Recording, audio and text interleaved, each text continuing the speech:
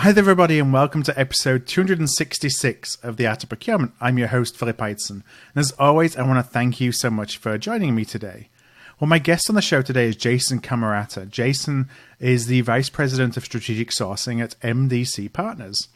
The procurement team at MDC Partners faces a pretty unique challenge. So MDC is an umbrella company, and they have a network of 55 brands across marketing that provide services such as public relations, creative, digital, advertising, and production.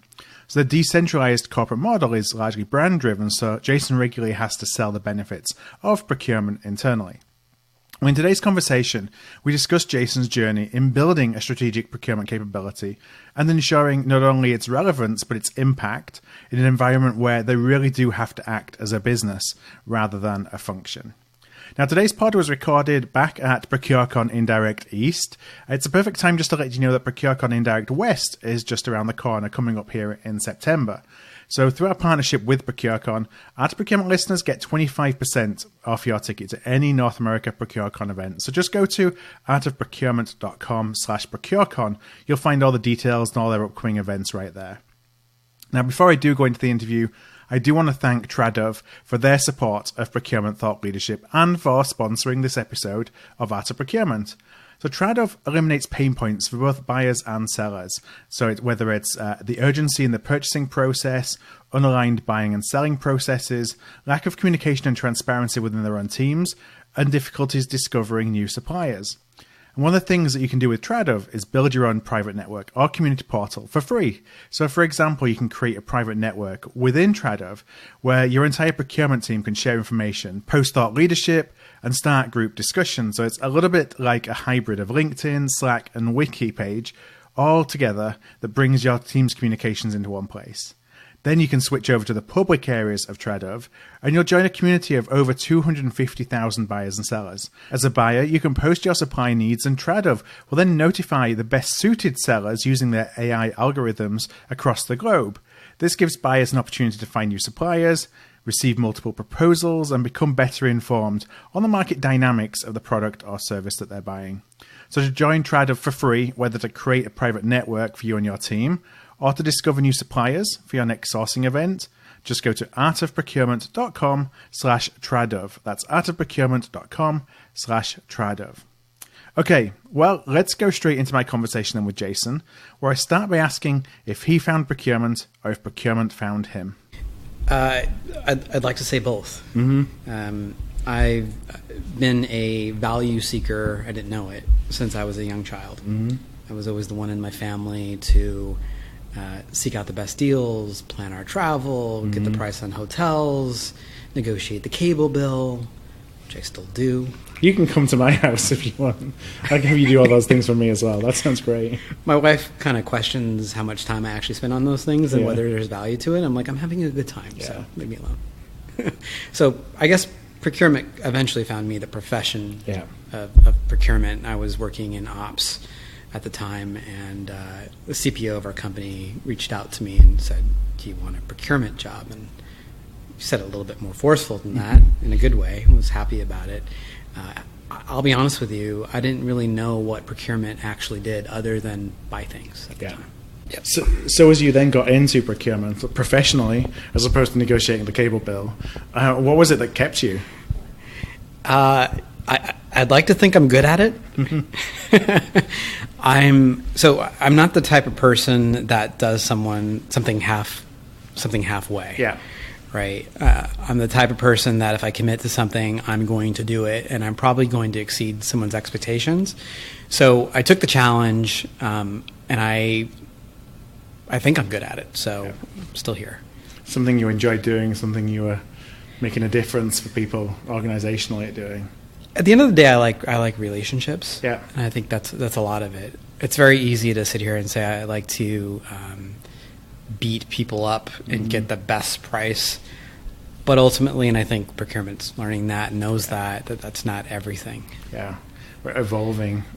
Fortunately, more and more organizations evolving each year from that. There's always an element of it, but I think we're definitely going away from that as a profession. And we have to, if we want to have some kind of sustainability. Yeah, I mean, everybody within an organization should concentrate on cost savings. Yeah. Like, it shouldn't just be procurement. Everybody should. So that's a component, obviously, of what we do and hopefully are doing very well and can lead it. But we should be able to inject that method within the various parts of the business, from my point of view. So I want to just ask a question which helps for context. I wonder if you could just provide a little bit more info on what MDC Partners is, because it's an organization that, frankly, until I've seen your name, I've seen your events and things like that, I didn't know who you were and kind of what the organization did. So I'd love for you to share a little bit more about MDC, but also the context of your team as well, because I think the way that procurement is structured at MDC is perhaps a little different than what some of the listeners will be used to in their own companies. Yeah, not a lot of people have heard of MDC, and that's okay. We own about 55 marketing brands. Okay. So think PR, creative, like digital, advertising, production, media. So mostly they know our companies. Yeah, they'll know your brands within the umbrella, but not the umbrella company. Exactly. So we're the parent organization, and we're one of the smaller parent companies in this industry, in marketing. And so with that, the differentiator between MDC and the reason I came to MDC is our decentralization. And what that means is we let each business unit continue to do creatively what they need to do for their clients. Yeah. Right. And so that was very important to me because I came from an organization before that was a little bit different. Yeah. So from a procurement perspective, we're not negotiating. We're not a centralized center. We're not a center of excellence. I'll say it that way. We're negotiating enterprise contracts. We're negotiating one-off contracts. And then, of course, we have cost savings initiatives that we're looking at. But really what I'm passionate about as well is providing data back to the organization. Yeah. Because one of the cool things about a decentralized environment is, since we don't aggregate the data, our team, procurement, is one of the only teams, really the only team, that sees every single part of the business. So with that, we have a lot of data. Yeah. So in your environment then, if you're working kind of cross-brand, but you're working decentralized, how do you figure out what to get involved in? Is it there's a category here that we think should be aligned across the business. We're going to take the initiative to go and try and connect all the different stakeholders across the portfolio. Or we're hearing from 5 different brands who are having a problem in this space. Let's combine it all together and see what we can do at a corporate level. Like, how do those projects come about? I wish I had an easy answer, right? But I don't. So it's happened kind of organically. So there's an element in our business that is based on client need. Yeah. And when a client needs something, typically our big brands, that will go through our agencies, and that will go to us as well. But then it becomes about what can we offer agencies that's innovative for their clients as well. Yeah. And what can we offer to our agencies that is competitive in pricing, since they're consultants literally for our clients, spending on behalf of our clients. So that's part of it. And then another part of it is, what do we need to react to today? And we get email. We get a lot of emails, right? And I think that's a good thing. People know you exist, which is a good starting point. They need your help. Yeah, I guess it's better than them saying go away. Yeah. So, I talk to a lot of procurement professionals, and they say, well, I wish we were used more, involved earlier. It's interesting because we're actually having the opposite problem. We're being used quite a bit, and I wish that we had more people to help them. Right. And to drive change. Yeah, and so you don't want to give them an experience which then means they may not work with you again in the future, but just because you're resource constrained. Yeah, and I'm a little bit obsessive about responding. I believe communication is one of the most important assets to any company, any person, any family, country, whatever, world, right? A lot of the world's problems might be solved by better communication because a lot of it's misunderstanding. Yeah. So I believe in responsiveness. So I struggle just as an individual about being overly responsive. So something I need to deal with is, how do I be not less responsive, but how do I be more calculated in my responses and our team's responses versus reactionary? You're working with marketers every day. From a procurement perspective, that's obviously a difficult category when we're on the buying side of in marketing because of the creativity. And creativity doesn't often fit in our paradigm of how to buy unless we kind of change that up and apply a different model to buying marketing services. Now, do you suffer from your procurement, within a marketing community that you support, or do you not feel that marketers look at procurement in that way? Like they don't have that negative connotation, perhaps, where they may do in other companies? It's a good question. I think some marketing agencies are fearful of the word procurement. Mm-hmm. Some, I don't say all of them, just because it is hard for those agencies to quantify creative value. Yeah. It's one of the biggest questions in the world. What are the chills worth, in watching a commercial or understanding the impact of a brand? How do you get the X factor? Yeah. We had a podcast last year called How to Buy a Gorilla, and it was all about buying marketing services. The gorilla in that context was basically the star of a Cadbury's advert, and all the creative investment that went to creating something which is just a 30-minute slot that would never have been able to be done if we constrained everybody's roles. True. But it's really hard to scope that. Yes, and it's hard for procurement to understand that. It's hard for me to understand that. How do you, because we're used to putting value, we want to put value to everything. And a lot of us, how we report in, we're supposed to be assigning value to things to prove our value. Yeah. Right. So procurement does have a bit of a, I don't want to say negative connotation, but some people are fearful of it. Yeah. But we're trying to educate people as well. It's part of what we do, that procurement's not bad, right? To those that are fearful of it. Yeah. They're just doing their jobs. Yeah. And so we need to help educate procurement, just like procurement needs to educate marketing on how to more effectively do their jobs so we can work collaboratively. Yeah, and I imagine you have an opportunity to help the brands actually communicate with the procurement teams of their prospects, and kind of bridge some of that gap as well, because you can help kind of share, this is the perspective that procurement's actually going to be coming from, where they may not actually understand that. So we do get calls and emails from time to time, and some of them are like, I don't know what to do, right? Or I don't know what this means. And we're very careful on how we give advice, because sometimes we don't know what it means either. Yeah. All I could do is offer a perspective and into insight into what procurement's goals are in general. And a lot of it, again, goes back to communication. Is if you as a supplier or a vendor partner cannot do something for your client, you have to say that, right? And not be fearful. You must be confident in your position. That's a lot of it. As you think about some of the skills that are more valuable in an environment that's decentralized, when you think about your team and when you're hiring, what are you looking for in people to be successful in that environment? Okay, so thinking about technical talent, to me, I think it's less important. Yeah. It is important. It's less important than interpersonal skills. Yeah. I'd rather personally work with somebody that I respect, maybe you don't always understand or agree with, because I do think it's important to diversify points of views and hire someone that's got a different point of view than others. I love to disagree with people, kindly, of course. Debate. It's healthy. But ultimately, do you respect that person?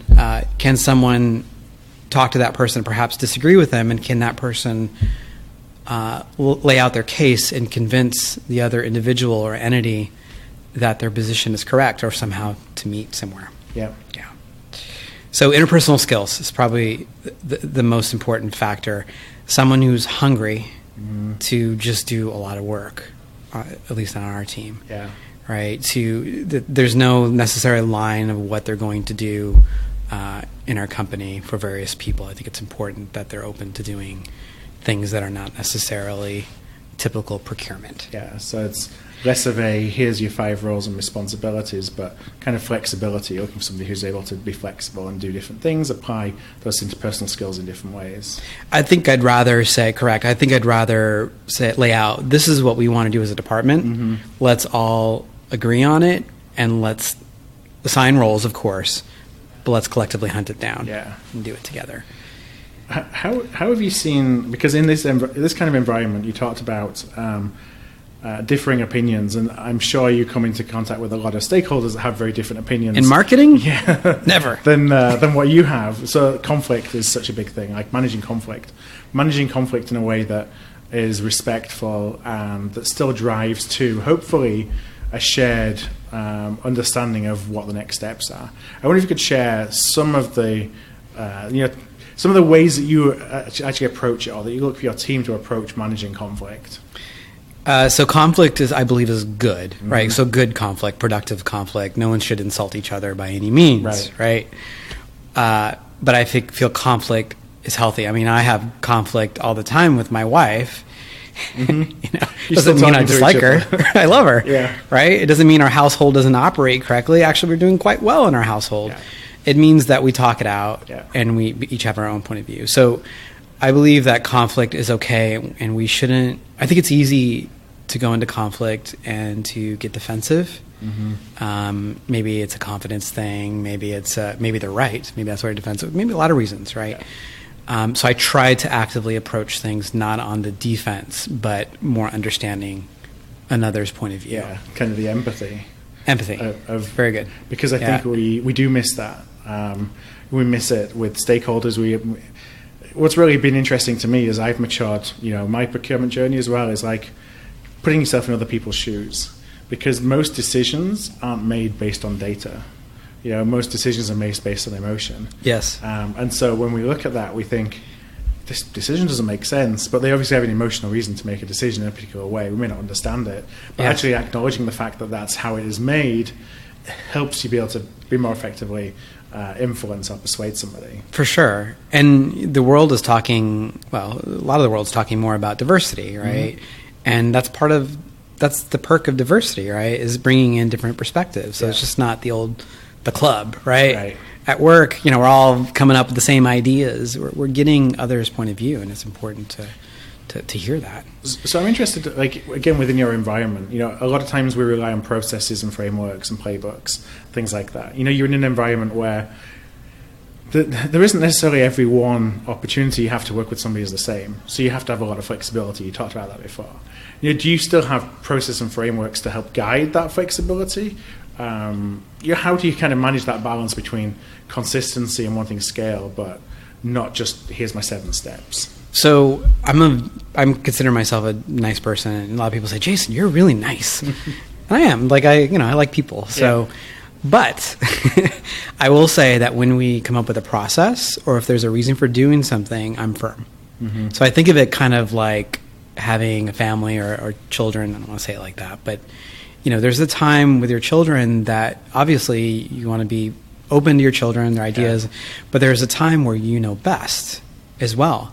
And so having confidence around those times is important. Yeah. So while there are not as many processes as I would wish for currently, we're actively developing them. And the ones that we do have are effective and work quite well. Right. So it's kind of balancing what you use when you use them, but when you're going to use them, use it. Right. And sometimes with more process becomes more time needed, and candidly we don't have a lot of time, so we're trying to streamline what we can and create process around where there can be maximum value. And for me, that's mostly like operational processes. I think one of the things that is really the role of procurement is to drive change, to help the organization see things in a different way, understand different perspectives, look at innovation, like different business models, you name it. We're always trying to not change for the sake of change, but, the idea of thinking differently. Why do you do this? Does it make sense to do it? I wonder if I know you talked here at ProcureCon around change management strategies. Do you have like a set way that you manage change, or is it more a set of principles that you try and follow that helps take people on a change journey with you?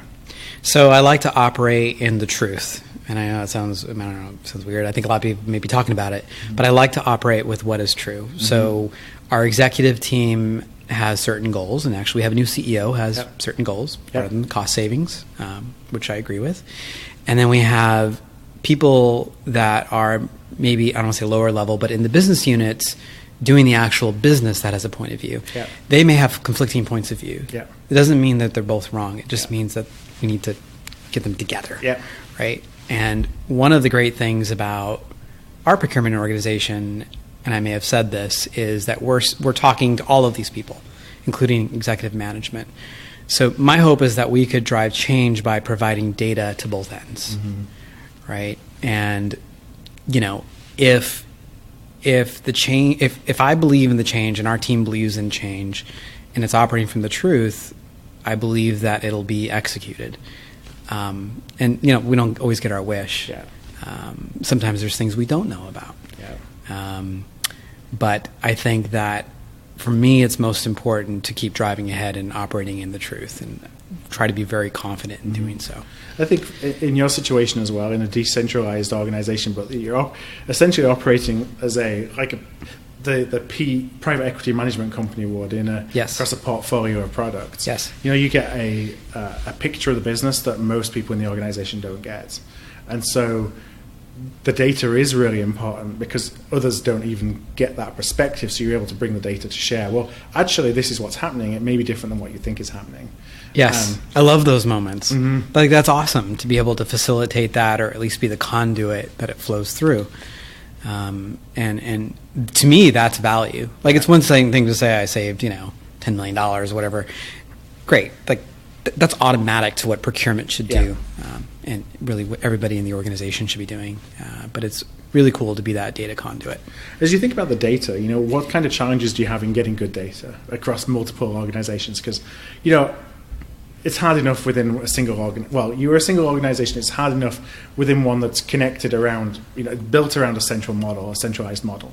A decentralized model where I'm sure that a lot of your brands and the companies within your portfolio, they're kind of coming in, they're going out as you divest assets, as you bring new assets in. How are you managing that in a way that actually enables you to keep track of it, but have good data, essentially? Well, so we're lucky, for the most part, and we do operate in a decentralized way, but we do wholly own everybody. Yeah. And for the most part, everybody's staying in the network, right? So everybody we've had continuity, I'll say it so that way. So you've not got companies coming in, companies leaving as you divest? A little bit, but like one or two, we're not talking about a lot. Yeah. So the relationships that we've built have been sustaining or long. There's not a lot of churn in the network. No, it doesn't seem to be. So the data that I'm speaking of may be not as technical as I'd like. We don't have a centralized financial system. Yeah.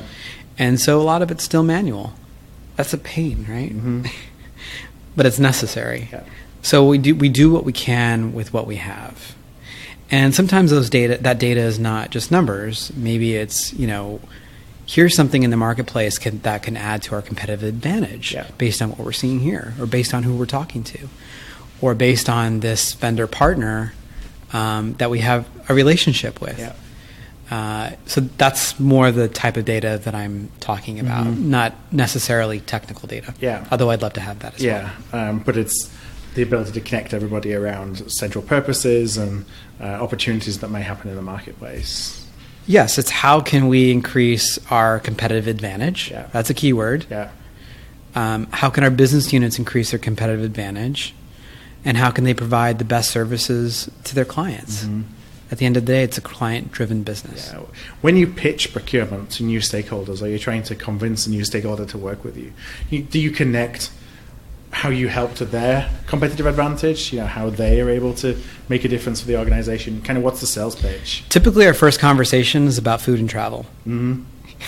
That's what's important. Kinda. Yeah. Why do we all work? No, I'm just kidding. But I think I like to have relationships. Yeah. So, our first conversation's usually around who am I, who are you, where do you come from, what do you want, or I should say need. Need is a more important word. What do you need? And then I tell them historically what we're doing, what we've done. And then I'm open to changing things, some things, right? Not everything. And then we develop a relationship. But I think procurement is consistently, I hear, is concerned about people not utilizing them correctly, too late, et cetera, et cetera. Yeah, that does happen. But that's not just procurement. That's everybody. That's our CFO. Yeah. So I'm going to be blunt. Like, I think we should stop whining. Yeah. And just get on with it, right? You either add value or you don't, and there's a confidence in that. It's funny how we think that it goes back to empathy again, and it's like we think that procurement function is the only one that struggles with these challenges. Correct. But you go to every single business leader and they have exactly the same challenge. Maybe it's got some different words or some different jargon or whatever wrapped around it, but they have the same challenges in their day job. They have the same fears about what technology is going to do to their organization, and they're not really sure what's happening. But we look at them as, they're all buttoned up. We're the ones that are grappling with this. Really, everyone's struggling with the same things. You're 100% correct. And when you struggle with those things, you put up a defense. Yeah. And I'm not speaking for everybody. I don't know, but just speaking to myself, right? Yeah. So you put up a defense. Can protect yourself. Yes, and it's either some people react differently. Some people, I know everything, my way or the highway. That's not good, right? Mm-hmm. Or okay, whatever you need, you're a pushover. That's not good. So there's different ways that people react to that, but I think it's an inherent problem. I think procurement needs to get over it. Yeah. Let's stop. It's okay to talk about it for sure, but let's just do the work and keep it within our own our circle. We can grumble about it, but don't let that impact then how we're working with people. And that's another thing. And just to go on, you're sparking a little passion in me. Is one of my biggest dislikes is spending lots of time proving value. Yeah. Okay, so everybody in all of the departments has to prove their value ultimately. Either they're providing value or they're not. Yeah. And I think, unfortunately, procurement spends a lot of time on the savings tracker, back and forth, whatever they have to do. And every organization is different. I'm not saying I disagree with it. We have something I like to call the project tracker. Mm-hmm. Not a savings tracker. Not savings, nope. Right? Because there's other things involved in this project. But I don't spend a lot of time on it. Yeah. Because I'd rather be doing stuff. Because doing stuff is going to actually have the effect on my business. And I say my business because I want to act as a business owner. Right? Now, do you think we do that because the justification of value, because we're not confident in the value we create, or that we're not confident others see the value in what we create? Maybe it's a little bit of everything, and I don't want to speak for everybody because so I'll speak based on maybe my experiences and what I've heard. I think for sure finance leans on procurement for cost savings. Yeah. So in finance is typically procurement's boss. Yep. Pay the bills. Right. But you should also be confident to finance. Finance is under the same pressure that you are. Yep. And so it's literally just transferring that pressure over.